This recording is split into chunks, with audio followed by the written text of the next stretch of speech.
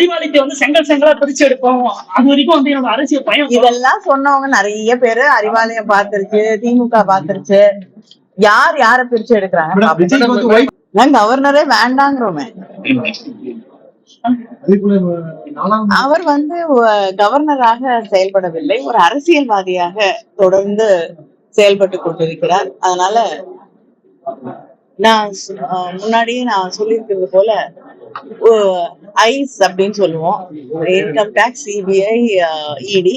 இப்பொழுது கவர்னர்களை ஒரு 4வது கரமாக தன்னுடைய ஆட்சி இல்லாத மாநிலங்களுக்கு ஒரு பிரச்சனையை உருவாக்குவதற்காக தொடர்ந்து அவங்களுக்கு எதிராக செயல்படுவதற்கான கருவியாக அவர்கள் பயன்படுத்துகிறார். நாடாளுமன்றத்துல நிர்மலா சீதாராமன் வந்துட்டு நம்ம திருச்சி சிவா அவர் பேசுகையில நீங்க சட்டம் போடுறீங்க, நான் பேசுறத கேளுங்க, கேட்காம போயிடுறீங்க அப்படின்ற மாதிரி காரசாரமான விவாதம்.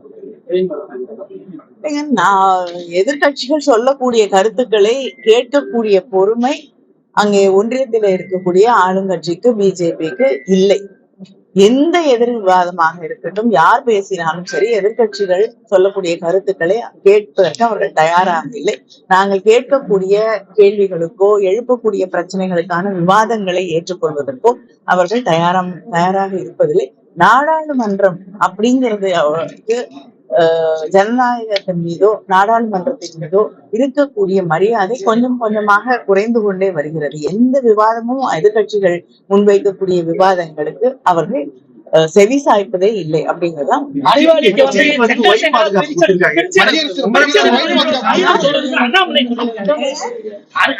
வந்து செங்கல் செங்கலா பிரிச்சு எடுப்போம். அது வரைக்கும் வந்து என்னோட அரசியல் பயம். இதெல்லாம் சொன்னவங்க நிறைய பேரு அறிவாலயம் பாத்துருச்சு, திமுக பாத்துருச்சு.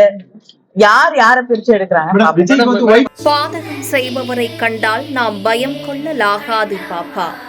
மோதி மிதித்து விடு பாப்பா, அவர் முகத்தில் உமிழ்ந்து விடு பாப்பா. அண்மை செய்திகளை உடனுக்குடன் தெரிந்து கொள்ள இணைந்திருங்கள் எம் நாடு தொலைக்காட்சியுடன்.